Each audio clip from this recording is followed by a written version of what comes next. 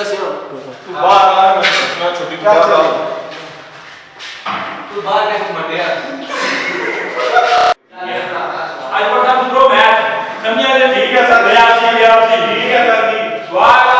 2 + 4 + 6 = 3 है ओए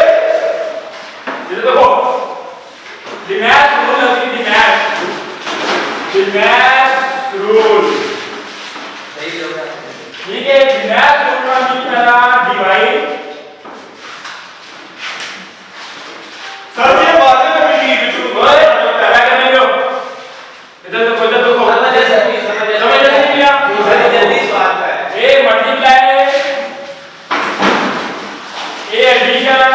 सर जी एक का तरीका है क्या उसको आएगा कि ओए हां सही है ये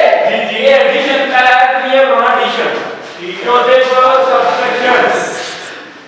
ये रख गया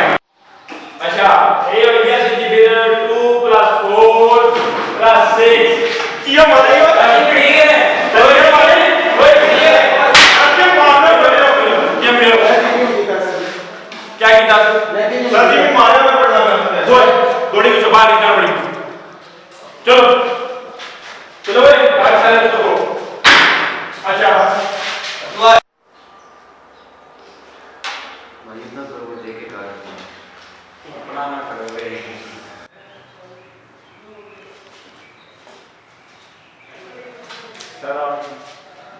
सारा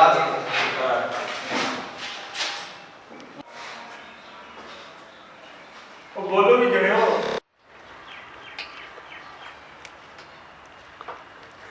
ਉਹ ਬੋਲੀ ਜਣਾ ਮੈਂ ਮੋਬਾਈਲ ਚੈੱਕ ਕਰਾਂ ਬਹੁਤ ਚੰਗਾ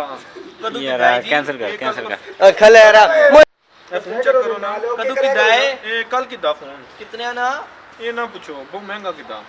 ਹਲਾ ਦੇਣੇ ਨਹੀਂ 1 2 3 ਨਹੀਂ ਹੁਣ ਅਜ਼ਾਨ ਹੋਣੀ ਪਿਓ ਨਮਾਜ਼ ਪੜਨ ਚੱਲੇ ਆ ਤੁਸੀਂ ਜੁਲੋ ਨਾ ਤਾਂ ਮੈਂ ਫਿਰ ਪੜੀ ਚਲੋ ਠੀਕ ਹੈ ਠੀਕ ਹੈ ਅੱਲਾ ਨੇ ਵਾਲਾ क्यों कर रहे यार बस ये सलाम हो गया ना उत्थे खलो उत्थे उत्थे ਸਲਾਮ ਹੀ ਨਹੀਂ ਕੀਤਾ हो ही गया ना ਇਸ ਨਾਲੇ नहीं करना ना इसने करना ही नहीं ਮੈਂ ਕਹਿ ਰਿਹਾ ਬੰਦੇ ਕਿਤਨੀ ਆਪੜ ਇਸਲਾਮ तू थे तू थे कैसी है तू पता ही कोई नहीं क्या होना ब्याह ਇਸ ਨਾਲ ਵੀ ਨਹੀਂ ਦਾ ਸਲਾਮ ਕੀਤਾ ਯਾਰ ਇਸਨੇ ਤਾਂ ਨਵਾਂ ਨਾਲ ਨਹੀਂ ਕੀਤਾ ਸਨਾ ਠੀਕ ਹੈ बस हुन जानी तू गल तू अपनी गल बानी ठीक है ਯਾਰ ਸਭ ਠੀਕ ਹੈ ਆਖਰ ਇਸ ਬੰਦੇ ਕਿਤਨੀ ਆਪੜ ਇਸਲਾਮ हां ਓਕੇ ਕਮੀ ਦੱਸਿਆ ਫਿਰ हां तुस तनवीर दा तक्की दाना ठीक है